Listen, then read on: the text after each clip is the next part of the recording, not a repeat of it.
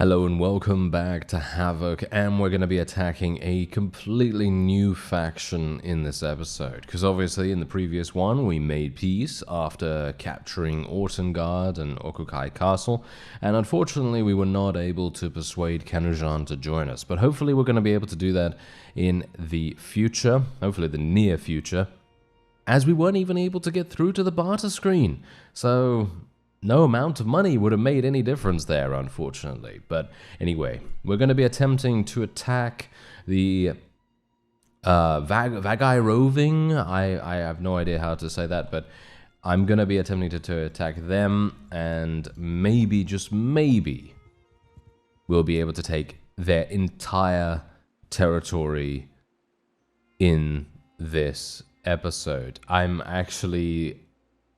What? Look at... Did you see what he did just there?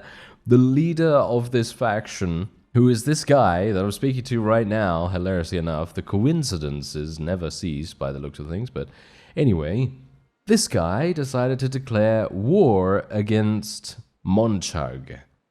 And obviously in the previous episode I actually said, hey, you know what, let's go and attack Monchug next. But you know what, I think I'd rather attack this guy, because the nearby town is very minimally defended, and I feel like it would be a, well, should we say, it would be a bit of a crime to ignore that fact. So what we're going to do is we're just going to attack this guy straight away, and there we go. Alright. So this is really, really funny to me because, well, on the one hand, I mean, the timing that this fellow had to declare war against Monchug at that exact moment, I feel a bit sorry for him, you know, I gotta say. I do feel a bit sorry for him, but, you know, that was his, I guess that was his decision, I suppose. I mean, you know, there's not much more that you could say about it. Anyway, Ilatar's going to be getting his own army up and running. I'm going to be going for this town straight away. I might even give Ilatar this particular town to look after, because we want our clans to be able to earn money themselves. We want them to govern themselves in the way that they can, and hopefully having some money would obviously assist with that. And I'm actually not sure what to go for here. I'm thinking, you know what, let's go for trebuchets, but we're not going to destroy all of the walls. What we're going to do is we're going to use our trebuchets to destroy the enemy's catapults, because as we've seen many, many times before, it would probably be a good idea to do that, to make sure that the catapults do not destroy our battering ram and our siege tower. I'm going to build one of each. I'm not going to build the last one, because whenever I build the last one, we don't have ladders appear on the battlefield, and as a result, if we do ever get a siege tower destruction, which could happen, I don't know how it can if there are no catapults active, but you never know. I just want to make sure that that cannot possibly even have a chance of happening, basically. So we're going to be a bit careful with that, and I'm going to get my trebuchets out straight away. There's no real need for me to wait any longer, and there we have it. Okay, so now let's just get all these catapults destroyed, and there you go, that was it. That was easy. that was a lot easier than I anticipated. But you know what? We don't even have a siege tower up and running. Do I care about this? Do I care about the siege tower? Do I maybe? I'm not sure. I'm gonna wait for the siege tower to be built just to make sure that we do have it. It is nighttime as well, so I'm gonna wait once more for the last catapult to be eliminated. There we go. And now we can head on in. And this is gonna be a pretty decent siege, because this is one of those times where we're actually using a little bit, you know, just a smidgen of wonderful strategy, because you know me, I'm generally not very good at that most of the time. You know, generally I'll just go, yes, let's just charge straight on in. This is going to be a very easy castle siege. Yes, don't remind me about the previous episode where we had our tragedy happen, but yes, anyway. Let me see if I can get a couple of kills with my bow here. Very much... Oh, yeah, nice. It's so satisfying to get some headshots with the bow. Gotta say that, that's for sure. Now, the only question is, are we going to be able to get up there without taking too many casualties? I think that's probably going to be pretty easily doable, considering they don't have any catapults whatsoever, and the catapults generally are going to be quite dangerous, even against actual troops. If the enemy's pretty good at using them, they can do some damage, and they can eliminate quite a few of our forces, but thankfully they don't have any of those right now. Hello there, sir. You're attacking me. I will not have that, thank you. Oh, and there's another one right there. Okay, I will not have that, thank you. Another one? Is it a conveyor belt of enemy units for me to shoot? Yeah, that actually does seem to be the case. Hello there. Yep, goodbye. And let me actually get up the ladder. Let's do it. Yeah. We are absolutely overrunning them right now. I mean, to be fair, this is a minimal garrison in comparison to what you would expect, but the prosperity of this fief is pretty low as a result of that. I mean, you can obviously imagine that the reason why the garrison is not exactly outfitted with the best possible units is generally because of that, you know, because the prosperity is quite low for a town. It's only about 3,000, maybe a little bit lower than 3,000 in fact. And so as a result, they are not nearly going to have enough funds to be able to max out their defenses. Which is great for us, of course, great for us, but really, really bad for them.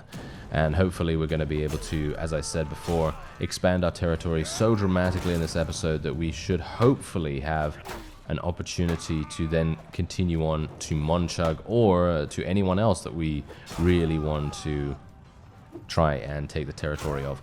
And yeah, I'm very much looking forward to seeing whether I can even persuade Kanujan, because I don't know. It didn't even get me through to the barter screen, which is kind of weird, you know. Usually, if you have maybe a little bit of relation, and I'm not even talking about 50 plus here, I'm talking about, you know, just having 20 or so relation, you should be able to get through to the barter screen, or at the very least go through the persuasion minigame.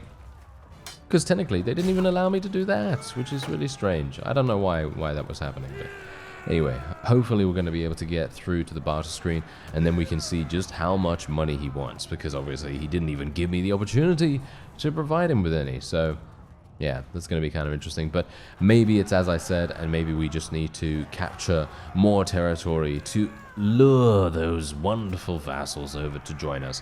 And I would like to be able to try and max out the amount of Khuzait culture vassals, because obviously I really do need to make sure that the culture is the same for loyalty reasons for the most part. I mean, obviously I do have some loyalty focused policies which are of course going to make a pretty significant difference, but there are always those times where you may think, oh yes, it might be good to have a governor as well, or an owner at the very least, that is the same culture, because then they're going to have less friction in that area, and there's going to be a less chance of rebellion and things like that. So anyway, we're going to show mercy here. I'm actually going to be claiming the fief. I'm going to be claiming every single one of these fiefs until we have the ability to get a Sturgian vassal to join us, which I think could be quite likely. I mean, this faction doesn't seem to be that strong, so I would wholeheartedly assume that the vassals currently members of this faction are going to be pretty easy to persuade, because they're not going to be really sticking around too much. But who knows what happens. Okay, so I'm just going to put 10,000 in there. We're going to stop all construction, as I said in the previous episode. You know why I do that. And we're going to be yes, I think I'm just going to leave it the way it is right now, just until the loyalty and all this you know, drifting and the starvation and all that wonderful stuff is rectified. And then once that's done, I'll return here and I will construct another orchard. Level 2 orchard would probably be pretty good, and otherwise we're just going to leave it the way it is. As you can see, level 3 walls, so it's going to be pretty significantly difficult for enemies to take the walls down unless they build like a bunch of trebuchets like we did, and we would have been able to take down the walls without too many difficulties. But I think that's probably only because, well, I mean, trebuchets are just really, really strong, and I'm actually not entirely sure how an opponent is supposed to defend against trebuchets in the way that we do it, because obviously you do have the ability to build a trebuchet, put it into your reserve. Oh, Zakanis! Zakanis was executed! Look at that. Oh, you know, I gotta say, I really love seeing the AI execute each other. I think that's a super fun sort of dynamic mechanic that's going on there. I really think that that's a very enjoyable thing to see, because usually that doesn't happen, of course, and I have a mod that makes it possible for that to work. Anyway, yeah, as I was saying, it's just a case of literally trying to get these guys into a situation where we can potentially take over their things and hopefully, maybe, just maybe, be able to persuade them. So anyway, let's go in here, and I'm actually going to be fighting him this time around because he does have a pretty significant army, and while I think personally it's not really going to make that much difference if I were to auto-resolve or not, I do want to try and maximize the amount of survival that my forces have right now, as we are going to need to move on to the next fief, whichever one that might be. I'm actually not entirely sure which one's the closest to us right now. I know that Tyal is a part of this particular faction, so we're definitely going to be going on there quite soon. But apart from that, I'm not entirely sure. Oh, the amount of arrows that are streaming towards our opponents right now. Obviously, we haven't really fought any other opponents for quite some time. We've mostly been fighting the Crusade and various other horse archers and things like that. We've not really fought units that have the majority of them being infantry or even archers. We've seen a huge amount of enemy cavalry most of the time. And so this is a stark contrast. Absolutely stark contrast to what we would normally see. So this is actually really, really nice in my opinion. Nice change of, well, I was going to say nice change of scenery, which it actually is because we're fighting in the snow. But yes, indeed, it is a nice change of scenery to be able to fight some different units as well, because it's always nice to get stuck into a different faction. It definitely keeps things a little bit fresh, because obviously you don't really want to continue fighting the same types of units over and over again. And unfortunately, it does appear as though the Sturgians are putting up a pretty massive fight here and being extremely defensive in their efforts to thwart our attack. Ooh, they're being very defensive indeed. It's making it much more difficult for us to eliminate them. But you've also got to bear in mind that this is basically a bloodbath. I mean, I don't know whether we've lost any units whatsoever. I actually feel like we haven't lost any. I could be wrong about that, because I don't think I've seen any in the top right, but I'm going to take a look after this, of course, whether we have suffered any casualties, but I would highly doubt it at this point.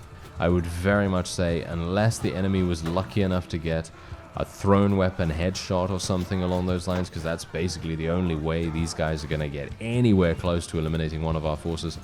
And that's, well, that's pretty much all she wrote. Yep, there we go. There was actually someone that was eliminated. It was a Rider of Kurt, and the Rider of Kurt is a tier 3 unit, I think, so it's obviously not going to have the best possible armor or anything like that, so of course it's going to have more potential to be eliminated that easily. Anyway, we're now going to be letting these guys go, as is the, shall we say, the tradition. And I'm not going to be taking any prisoners either. The only time I'm going to be taking prisoners is if we are really, really close to a town. Admittedly, we are quite close to Lysamork, but I didn't really want to go all the way back there and have to deal with all that annoying stuff, considering we have decent amounts of cash as it is, and most of the cash that we do have comes from selling our loot. I don't really see the necessity to go all the way back there to sell our prisoners for however much we're going to get, 10,000 or something like that. Really not that much. Not that much of a big deal. Anyway, Ilatar is actually attempting to take Urix-Kala Castle at the moment. Oh no, you scoundrel. Look at this guy. He's actually attempting to take Tyal from us. Well, technically he's taking Tyal from the Sturgians. Well, there's not much I can do about that, is there? Yes, how unfortunate. Okay, well, I will be heading on in here versus these fellows, and I will be executing them. Actually, not executing them, I will be eliminating them. Slip of the tongue, yes, slip of the tongue. I thought to myself, oh yes, I will execute them right now. Can you imagine if I'd gone through with that? Just purely out of habit, potentially? But yes, anyway, okay. This is actually kind of irritating. Actually, I'm wondering whether we should attack. Huh. Okay, you know what I'm gonna do? I'm gonna wait here, and I'm gonna see whether this particular army from Monchug's faction is gonna even succeed in taking Tyal. And if they do succeed in taking it, I will then launch a counterattack and declare war, in fact, upon Monchug's army. Because even though I very much enjoy fighting other kinds of units, I really cannot have these guys dictate the rhythm of battle. And in that case, we really do need to, eliminate them as best we can. So let's see what we can do with that. Svana was taken prisoner, so I will be ransoming her and letting her go, obviously. And yeah, they have now gone in. Okay, so let's actually have a look-see here. I'm not gonna attack them just yet. And you can see here that Ilatar, unfortunately, was unlikely to take the castle. I don't know what's actually going on there, to be honest. He seems to have run away. Kind of a bit of a weird action that he was taking there, because I thought to myself, oh yes, he's being quite audacious, considering he was attempting to take a castle with only 258 in his army. I thought to myself, it's highly unlikely that he's going to even be able to go through with that, and it does appear as though that was the case. He just basically decided not to, and it seems like these guys are not even bothering. Look at that.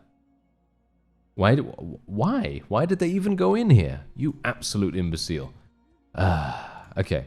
Yeah, anyway, we're going to go in here, and I will do the thing where we basically just destroy all of their catapults with my own trebuchets. Don't think I'm going to be bombarding the walls too much, but we're going to do the thing where we also get a siege tower and a battering ram. That seemed to be pretty useful for us. Let's actually take a look and see what's actually going on here.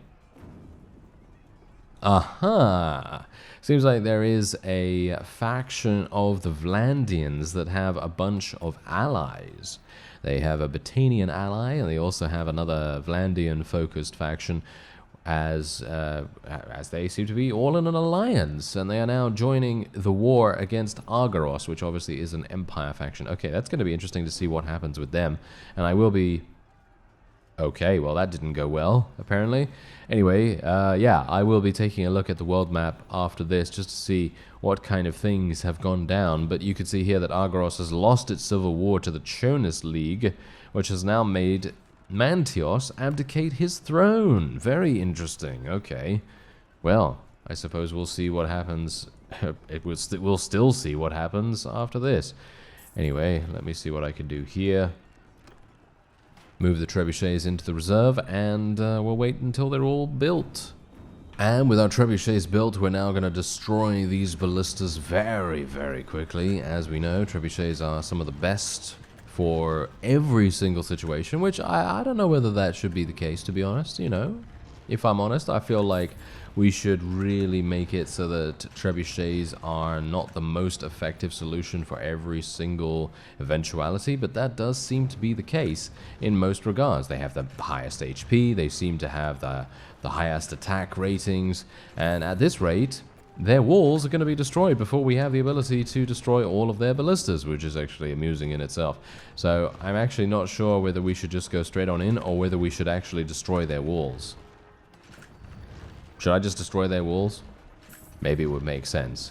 Considering at the moment we're not at war against Monchug's faction. If we were at war against Monchug's faction right now, I would have gone in straight away. Because, well, not straight away, but obviously after building some things. But, yeah, generally I feel like maybe it's a good idea for us to just make it as easy as possible for ourselves. Because you never know. Maybe if there's another faction that decides to declare war on us from this point, then we're going to be able to maintain our army's survival rating. In other words, we're going to keep as many units alive as is possible, basically, and we're going to make it as easy as possible on ourselves too. So it's going to make it even easier for us to eliminate any potential attackers from other factions, because I don't think the Sturgians are really going to have too much in the way of power at this point, and I think that generally they're going to very easily fall before us. Even at Urukskala Castle, obviously we're going to be heading on over there after this. And that's also a point to make. It's kind of a good idea to try and maximize the amount of attacking units that we have available for the next siege. Because if I lose a bunch of units in this particular siege, well, it's gonna, well, render me somewhat unlikely or incapable, potentially, of being able to take the next fief. And that would not do, would it? No, that would not do at all. Although I am actually going to get murdered. Am I going to get murdered here? Ooh, that would be bad.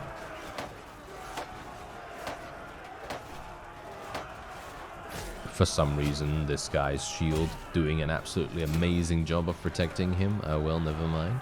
Anyway, let me see if I can... Oh, yeah, there we go. Take that. Thank you very much. That guy was literally thinking that he would get out his bow and shoot me point blank. I said, no, thank you, sir. And he said, okay. And he got shot. And that was exactly what we should really do. Anyway, let me see if I can maybe get some more polearm skill. Oh, doesn't seem like that's going to work. Seems like all my forces are just running over the opponent. Well, unfortunately, it seems like some people retreated to the keep, but, well, never mind. That is to be expected, of course. And we do have a number of warlords of Kurt that were eliminated here. 12 of them, in fact, but obviously... they are our non-noble unit, so it's going to be a little bit easier for us to level them up or get them back up to scratch, and hopefully we're going to be able to do that relatively easily. Anyway, I'm going to recruit some more units after this, and we're going to show mercy once more. Going to claim the fief. We really do not want those Khuzate scoundrels to come back here and attempt to take it once we have weakened the garrison, of course. And we're going to be selling everything for 46,000. And there we have it. Okay, perfect. Now, we didn't take any prisoners, which I really should have, because I was at a town, so obviously that was my bad. It was just a matter of habit at this point. Oh, I lost my generous trait. Why did I lose my generous trait? Oh, yeah, it's because I took the fief, didn't I? Yeah, it's because I took the fief. Oh, well, never mind, never mind. Oh, it seems like there is actually an army attempting to take Uruk-Skala Castle at the moment, so let's just wait and see who that actually is. Oh, did they stop? Yeah. Seems like that actually stopped. Okay, so Ilatar is going to go over there and attempt to take that. They want to make peace with us. Yeah, that's not going to happen, sirs. I am terribly sorry. I will make peace on my own terms, though. So as soon as we have taken Uruk-Skala Castle, I will be happy to make peace with you, sir. Anyway, let's see whether we can eliminate Godun once again. I'm actually going to go for an auto-resolve here. It's a bit risky. Yeah, as you can see, it was a bit risky, but I was thinking to myself, yeah, you know what? I just want to get them out of the way. We want to get as much relation with them as possible, because if their faction does get eliminated, I'm talking about completely eliminated from the game, then those vassals are going to defect to other factions. They're going to join other factions, and we may potentially have the ability to... Whoa, what? Did you see that? Oh, never mind. Oh, okay. Oh my. Okay, I completely thought that that was the wrong number there. I thought to myself, Godun coming out of nowhere, having 730 units. Yeah, it was because the numbers were merged in such a weird fashion. They were stacked on top of each other, and I just saw 7, 3, and then another number, and I thought to myself, what? How does he have so many? So, you know, so soon after being eliminated? But no. It wasn't actually that. It was literally just that they were stacked on top of each other, and that was the reason. Anyway, nothing to worry about. Everything's fine. Let's just see what I can do about this. I have a problem with food at the moment. Yeah, we have a problem with food at the moment. I mean, loyalty at the moment is also kind of bad. So I think what we're going to do is just leave Tyal the way it is. Allow loyalty to stabilize itself. And hopefully get... well, as I say, hopefully get a Sturgian vassal to potentially come over here and take ownership of it. Or I can find a Sturgian companion, which might actually make sense. Yes, I'm not making peace at the moment, sir. Yeah, as you can see, Ilatar is under an oath of fealty for at least 28 days, which is actually really nice. But yeah, we're not going to make peace right now. Very sorry, Ilatar, but that would be very, very stupid. Or at least I think so. It wouldn't be a very, very good idea to do that, considering they still have one fief available. I'm going to join the siege, actually.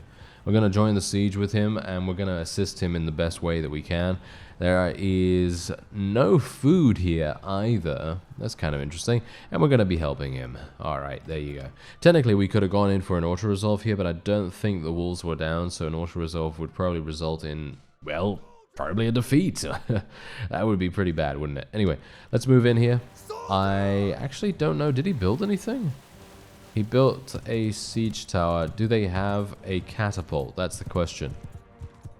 If the enemy has a catapult, we may see some problems. Doesn't seem like it. I think they have ballistas. Well, that's fine then.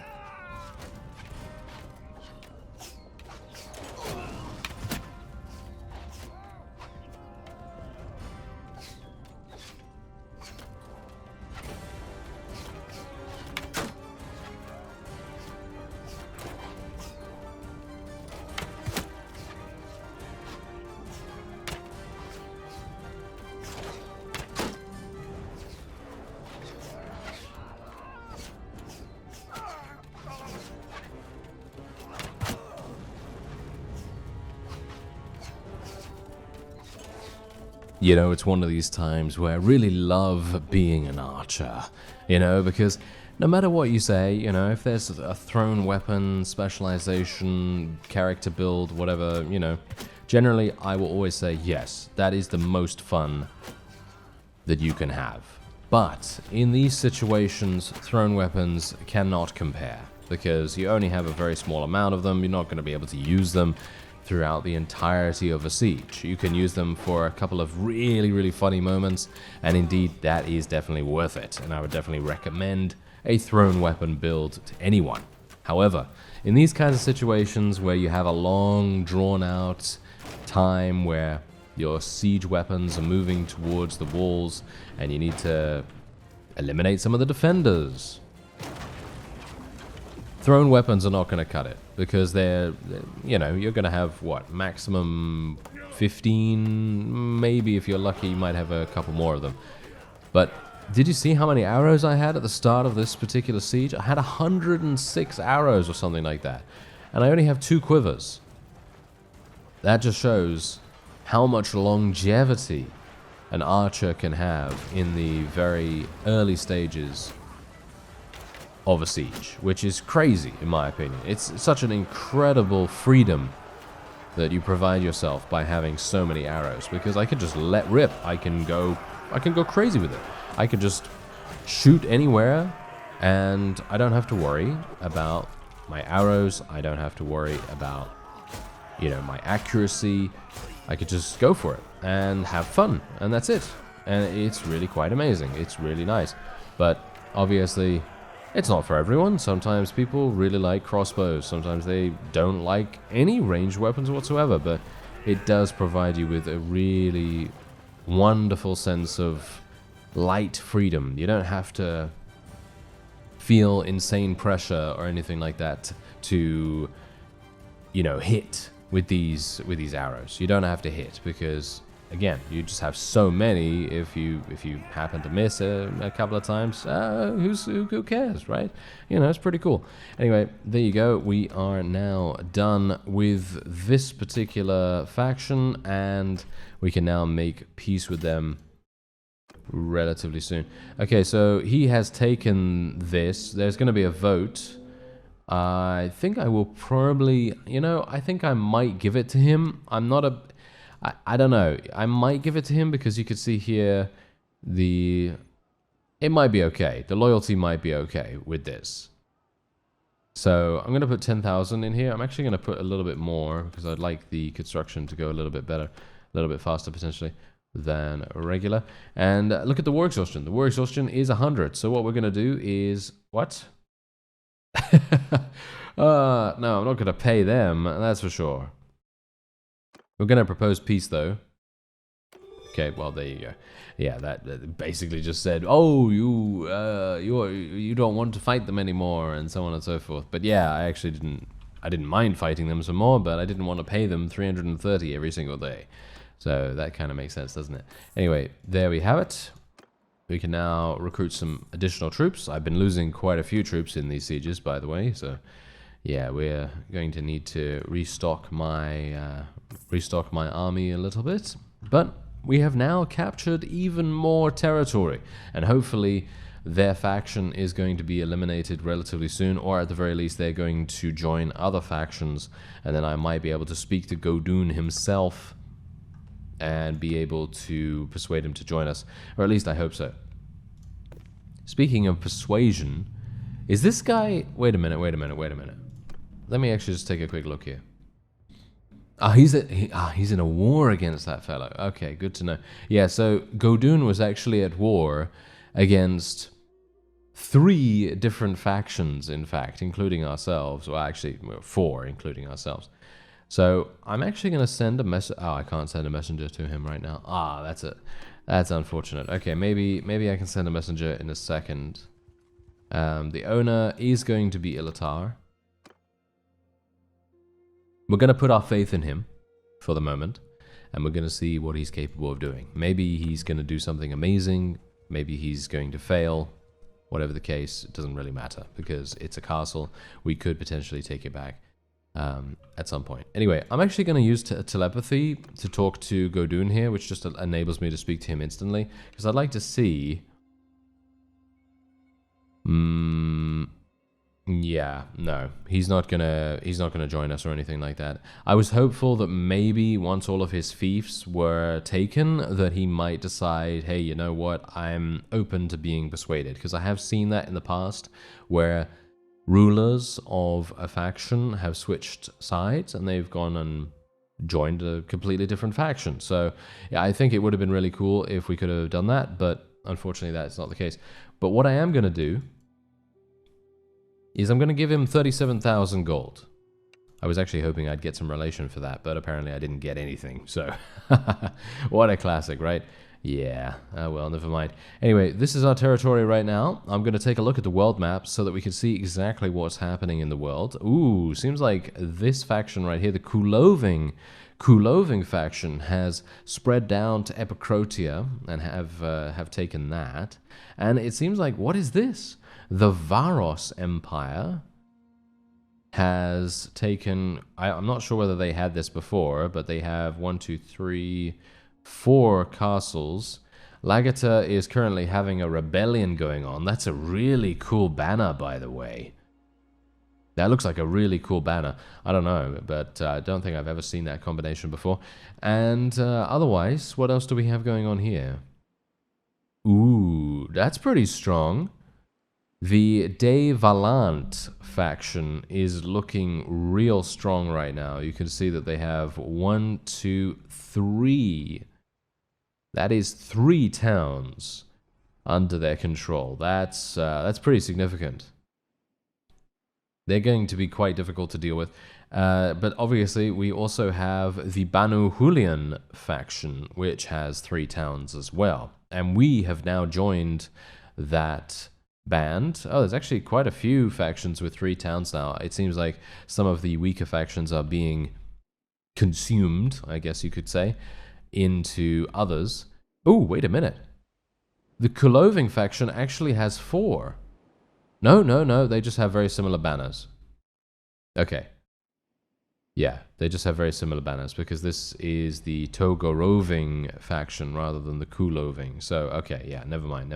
Okay, so point is, most people have 2 or 3 towns, and the ones that only have 1 at the moment, they're probably going to get defeated relatively soon or get taken over by stronger factions. And then I suppose we'll see what happens after that. But this is, in my opinion, I feel like this is really, really interesting. And we're going to see who comes out on top in the end, unless it's going to be us, because we could sweep over quite a few factions relatively simply because they just don't have the numbers or the money to be able to oppose us. But I suppose we'll see in due time. I thank you very much for watching, and I'll see you next time.